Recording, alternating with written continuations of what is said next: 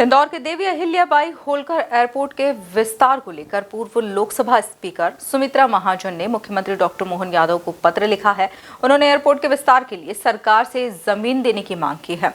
वहीं अब ताई यानी सुमित्रा महाजन की चिट्ठी पर सियासत शुरू हो गई। देखिए, ये बात तो निश्चित रूप से लग रही है कि जो इंदौर के जनप्रतिनिधि रहे हैं या जो हैं जनप्रतिनिधि, वो लगातार सीएम मोहन यादव से नाराज चल रहे हैं। उनकी लगातार जो नाराजगी है वो जाहिर हो रही है समय समय पर, चाहे वो कैलाश विजयवर्गीय हो, चाहे सुमित्रा महाजन हो। और इसके पहले महेंद्र हार्डिया ने भी पानी के मुद्दे पर इंदौर नगर निगम से लेकर पूरी सरकार के विरुद्ध अपने तेवर दिखाए थे।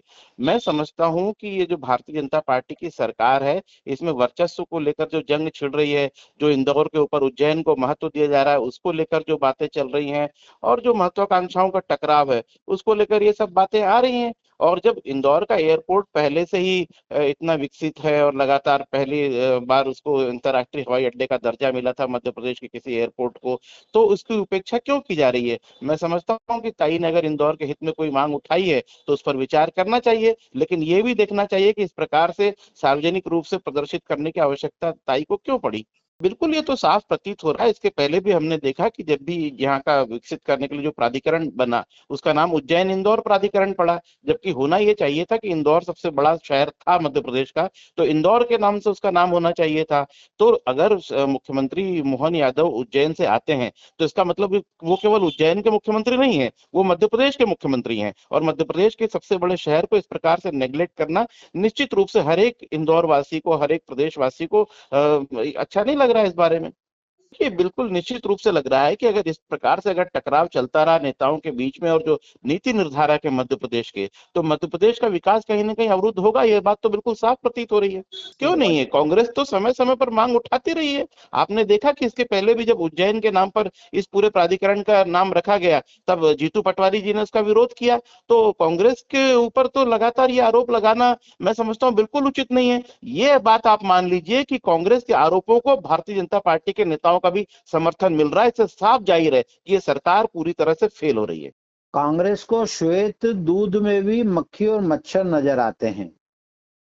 जहां तक आपने ताई की चिट्ठी की बात बोली कि ताई ने चिट्ठी लिखी है, तो माननीय सुमित्रा महाजन जी वर्षों तक इंदौर का प्रतिनिधित्व करते हुए सांसद रही है, वरिष्ठ नेता हैं, भारतीय जनता पार्टी की लोकसभा स्पीकर रही। इंदौर शहर के लिए उनकी जो मार्मिकता है, उनकी जो भावना है, वो सदैव से संवेदनशील रही है और इंदौर के विकास की ताई ने हमेशा चिंता की है। जब भी कुछ बात होती है तो वो पत्र के द्वारा, फोन के द्वारा भारतीय जनता पार्टी के नेताओं को, मंत्रियों को, मुख्यमंत्री जी को सलाह भी देती हैं और अपनी बात भी उन तक पहुंचाती हैं। और मुझे लगता है कि अगर शहर के विकास में कोई बात उनके ध्यान में आई है और उन्होंने पत्र के द्वारा उसको लिखा है और संवेदनशीलता के हिसाब से लिखा है, और सबसे पहले उन्होंने उज्जैन में अंतर्राष्ट्रीय एयरपोर्ट खोलने की मुख्यमंत्री जी को बधाई दी है। मुझे लगता है कांग्रेस को वो लाइन नजर नहीं आती है, परंतु चूंकि कांग्रेस की मानसिकता जो है वो दिवालेपन की हो चुकी है, इसलिए उनको हर चीज में जो है कमी पेशी नजर आती है। मुझे लगता है कि ताई की ये संवेदनशीलता और ताई की ये जो शहर के प्रति विकास की मार्मिकता है, उस भावनाओं को देखते हुए शहर का विकास कैसे और अच्छा हो, उसमें जो ताई ने राय दी है, निश्चित रूप से हमारे मुख्यमंत्री जी उनकी चिट्ठी को देखते भी हैं, पढ़ते भी हैं और उसके बाद उस पर विचार भी करते हैं। और शहर के विकास में सभी नेताओं को ये कार्य करना चाहिए, पारदर्शिता से करना चाहिए। जहां तक आपने कांग्रेस की बात करी कि वो बोलते हैं कि इसमें कुछ न कुछ चल रहा है, तो जाकी जिसकी भावना जैसी प्रभु देखी मूरत तीन तैसी।